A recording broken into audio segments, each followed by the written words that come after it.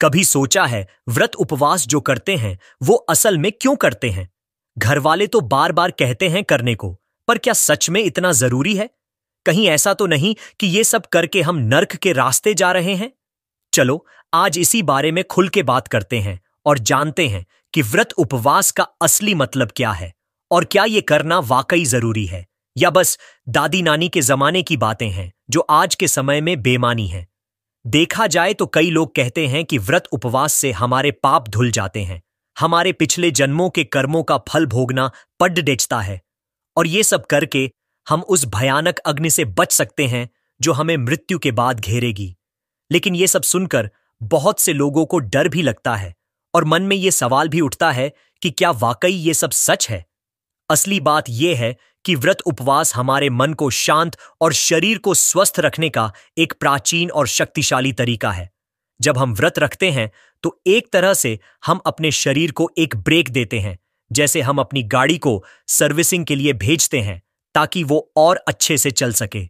इसी तरह जब हम कुछ समय के लिए भोजन का त्याग करते हैं तो हमारा पाचन तंत्र आराम करता है और शरीर अंदर से साफ होता है। इससे हमारी जठराग्नि यानी हमारी पाचन शक्ति तेज होती है और हम कई बीमारियों से बचे रहते हैं। हाँ, ये बात तो माननी पड़ेगी कि व्रत रखना इतना आसान भी नहीं होता। कई बार तो मन लड्डू और पूरी के लिए ऐसे तरसता है जैसे सदियों से भूखा हो, और अगर कोई कहे कि उसे व्रत में भूख नहीं लगती तो यकीन मानो वो झूठ बोल रहा है। पर यार जरा सोचो, अगर हम एक दिन भी भूखे नहीं रह सकते तो असल ताकतवर कौन हुआ, हमारा मन या हम? व्रत रखने से हम अपने मन को कंट्रोल करना सीखते हैं, उसे अपने वश में करना सीखते हैं। जैसे एक योद्धा अपने हथियारों पर नियंत्रण रखता है, वैसे ही व्रत से हम अपनी इच्छाओं पर कंट्रोल करना सीखते हैं। और यकीन मानो, जब हम अपनी इच्छाओं पर कंट्रोल पा लेते हैं तो दुनिया की कोई भी ताकत हमें हिला नहीं सकती। और हां, ये मत सोचना कि व्रत के नाम पर सिर्फ फल और दूध पीकर दिन बिताना है।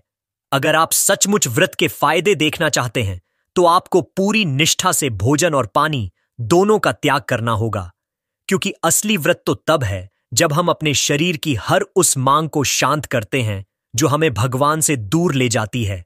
ये सोचो, मां पार्वती ने भगवान शिव को पाने के लिए कितनी कठिन तपस्या की थी।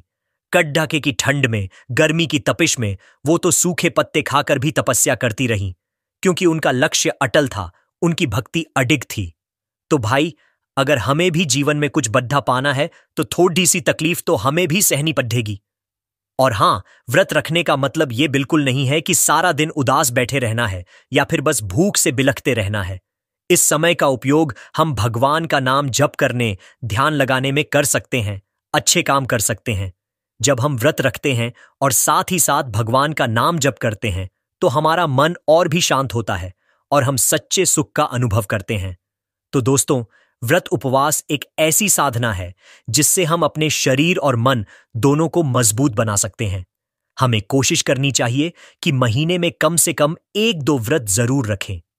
शुरुआत में थोड़ी मुश्किल जरूर होगी, पर धीरे धीरे आपको इसकी आदत हो जाएगी और आप खुद महसूस करेंगे कि आपका मन कितना शांत और प्रसन्न रहने लगा है। तो आज से ही व्रत उपवास को अपने जीवन का हिस्सा बनाइए और एक स्वस्थ और सुखी जीवन व्यतीत कीजिए।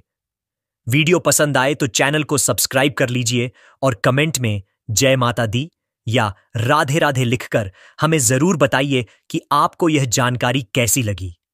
और अगर आपके पास कोई सवाल है तो उसे भी पूछने में संकोच न करें। हम आपके सवालों का जवाब देने के लिए हमेशा तैयार हैं।